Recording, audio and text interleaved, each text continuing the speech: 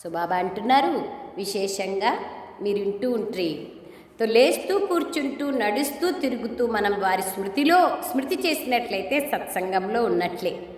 స్మృతి చెయ్యకపోతే దేహాభిమానంలో ఉన్నట్లే. దేహం అసత్యమైన వస్తువు, దేహాన్ని సత్యమనరు. శరీరం ఒక జడ వస్తువు, అందులో ఆత్మ లేనట్లయితే చలనమేమీ ఉండదు. మనుషుల శరీరానికి విలువే లేదు, మిగిలిన అన్ని శరీరాలకి ఎంతో కొంత విలువ ఉంటుంది. సౌభాగ్యము ఆత్మకే లభిస్తుంది. నేను ఫలానాను అని ఆత్మనే అంటుంది కదా. ఆత్మ ఎలా తయారైపోయిందో చూడండి. గుడ్లు, మొసళ్ళు, చేపలు అన్నింటినీ తినేస్తారు. ప్రతి ఒక్కరూ భస్మాసురులైపోయినారు. తమని తామే భస్మం చేసుకుంటున్నారు. ఎలా చేసుకుంటున్నారు? కామాగ్నిలో కూర్చొని ప్రతి ఒక్కరూ తమను తామే భస్మం చేసుకుంటున్నారు. మరి వారు భస్మాసురులే కదా. ఇప్పుడు మీరు జ్ఞానచితి పైన కూర్చొని దేవతలుగా అవుతున్నారు. మొత్తం ప్రపంచమంతా కామాగ్నిలో కూర్చొని భస్మమైపోయింది, తమోప్రధానంగా నల్లగా అయిపోయింది. బాబా పిల్లల్ని బాబా అంటున్నారు, నలుపు నుండి తెలుపుగా తయారు చేసేందుకే వచ్చారు. కావున దేహాభిమానాన్ని వదిలి స్వయాన్ని ఆత్మగా భావించండి అని బాబా అర్థం చేయిస్తున్నారు.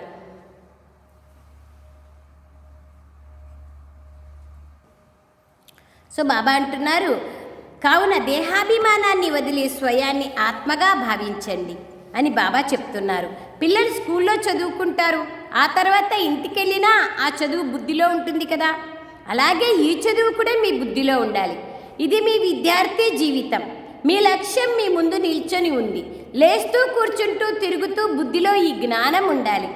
ఇక్కడికి పిల్లలు వచ్చి రిఫ్రెష్ అవుతారు. ఎలా అర్థం చేయించాలో యుక్తులను తెలియచేయడం జరుగుతుంది. ప్రపంచంలో ఎన్నో సత్సంగాలు ఉంటాయి, ఎంతోమంది మనుషులు వచ్చి కలుసుకుంటారు.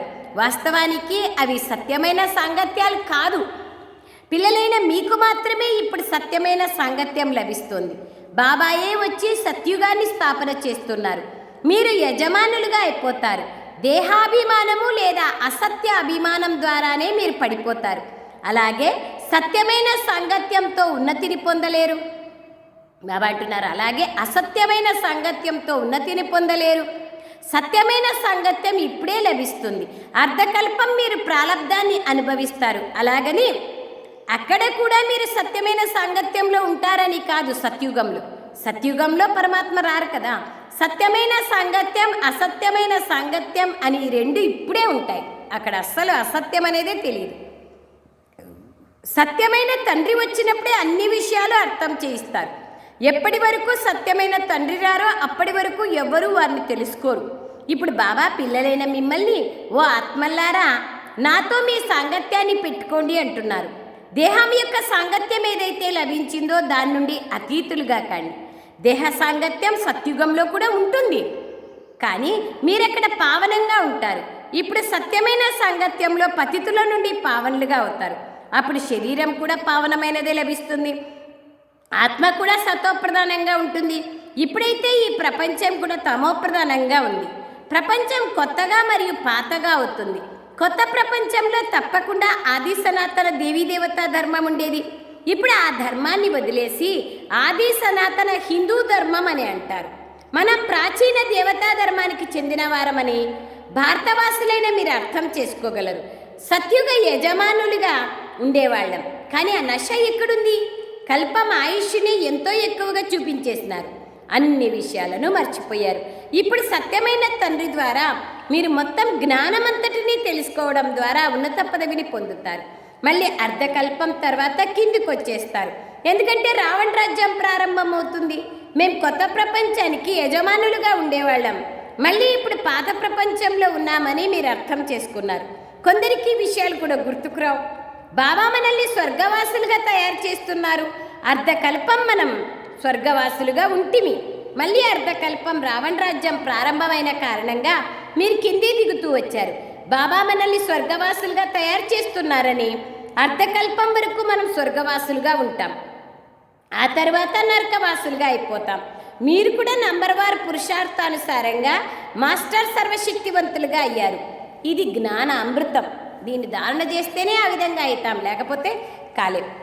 బాబాకు కొత్త ఇంద్రియాలు అయితే లభించవు కదా. ఎక్కడి నుంచి వస్తాయి పవిత్రమైన ఇంద్రియాలు?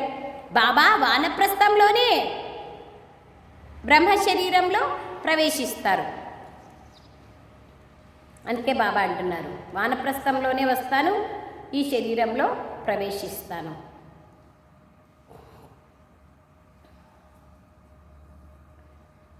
పాతవే లభిస్తాయి. బాబా వానప్రస్థంలోనే వస్తారు. పిల్లలకు సంతోషం ఉంటే బాబా కూడా సంతోషిస్తారు. పిల్లలకు జ్ఞానాన్ని ఇచ్చి రావణ్ నుండి విడిపించేందుకు నేను వస్తానని బాబా అంటారు. పాత్ర అయితే అందరూ సంతోషంగా అభినయిస్తారు కదా. బాబా ఎంతో సంతోషంగా తమ పాత్రను అభినయిస్తారు. బాబా కల్పకల్పము రావాల్సి ఉంటుంది. ఈ పాత్ర ఎన్నటికీ అంతం కాదు. పిల్లలకు ఎంతో సంతోషం ఉండాలి. ఎంతెంత సత్సంగంలో ఉంటారో అంత సంతోషం ఉంటుంది.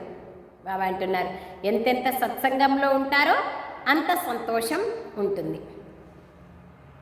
ఈ పాత్ర ఎన్నిటికీ అంతం కాదు. పిల్లలకు ఎంతో సంతోషం ఉండాలి. అంతగా బాబా అంటారు, సత్సంగంలో ఉంటారో అంత సంతోషం ఉంటుంది. అంతగా స్మృతి చెయ్యరు కాబట్టే అంత సంతోషం ఉండదు. బాబా పిల్లలకు తమ ఆస్తిని ఇస్తున్నారు.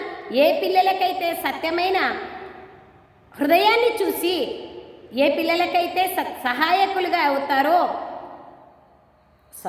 వారిపైన బాబాకు చాలా ప్రేమ ఉంటుంది.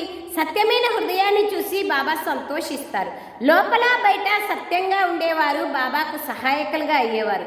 మరియు సేవలో తత్పరులు అయ్యేవారే బాబాకు ప్రియమనిపిస్తుంది.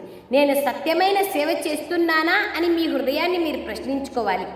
సత్యమైన బాబాతో సాంగత్యాన్ని ఉంచుతున్నానా? సత్యమైన బాబా సాంగత్యంలో లేకపోతే ఎలాంటి పరిస్థితి ఉండొచ్చు? అనేకులకు దారి చూపిస్తూ ఉంటే ఉన్నత పదవిని పొందుతారు. సత్యమైన తండ్రి ద్వారా నేను ఏ విధమైన వారసత్వాన్ని పొందాను అని మీ అంతరంగాన్ని పరిశీలించుకోండి. అంత నంబర్ వారుగా ఉన్నారని మీకు తెలుసు. ఒక్కొక్కరు ఒక్కొక్క విధంగా వారసత్వాన్ని పొందుతారు. రాత్రికి పగలుకున్నంత తేడా ఉంది అందరిలోనూ. అచ్చా मीठे मीठे सिखलरे बच्चों प्रति माता पिता बाप दादा का याद प्यार और गुड मॉर्निंग। रूहानी बाप की रूहानी बच्चों को नमस्ते। हम रूहानी बच्चों की रूहानी माता पिता बाप दादा को याद प्यार गुड मॉर्निंग और नमस्ते नमस्ते नमस्ते। बाबा नमस्ते, थैंक यू बाबा। సారాంశం, మీకు లభించిన ఈ దేహ సాంగత్యం నుండి అతీతంగా ఉండాలి. సత్యమైన సాంగత్యం ద్వారా పావనంగా కావాలి. ఈ విద్యార్థి జీవితంలో నడుస్తూ తిరుగుతూ బుద్ధిలో జ్ఞానాన్ని తిప్పుతూ ఉండాలి. లక్ష్యాన్ని మీ ముందుంచుకొని పురుషార్థం చేయాలి. సత్యమైన హృదయంతో బాబాకు సహాయకులుగా అవ్వాలి. వరదానం, అవ్యభిచారి మరియు నిర్విఘ్న స్థితి ద్వారా మొదటి జన్మ యొక్క ప్రాలబ్ధాన్ని ప్రాప్తించుకునే సమీప మరియు సమాన భవ. ఏ పిల్లలైతే ఇక్కడ బాబా యొక్క గుణాలు మరియు సంస్కారాలకు సమీపంగా ఉన్నారో, సర్వ సంబంధాలతో బాబా తోడుని లేదా సమానతను అనుభవం చేసుకుంటారో వారే అక్కడ రాయల్ కులంలో మొదటి జన్మ యొక్క సంబంధంలోకి సమీపంగా వస్తారు. అంటే ఇక్కడ బాబా గుణాలు సంస్కారాలను సమీపంగా చేసుకుంటే అక్కడ కృష్ణుని జతలో సమీపంగా వస్తారు. ఎవరైతే ఆది నుండి ఇప్పటి వరకు అవ్యభిచారిగా నిర్విఘ్నంగా ఉంటారో వారే మొట్టమొదట వస్తారు. నిర్విఘ్నం అంటే విఘ్నాలే రాకుండా ఉండడం అని కాదు, విఘ్న వినాశకులుగా లేదా విఘ్నాలపైన సదా విజయులుగా ఉండడం. ఈ రెండు విషయాలు ఆది నుండి అంతిమం వరకు సరిగ్గా ఉంటే మొదటి జన్మలో తోడుగా ఉంటారు. అచ్చా. స్లోగన్, శాంతి శక్తితో నెగిటివ్ని పాజిటివ్లోకి పరివర్తన చేయండి. అవ్యక్త సూచన, ఏకాంత ప్రియులుగా అవ్వండి.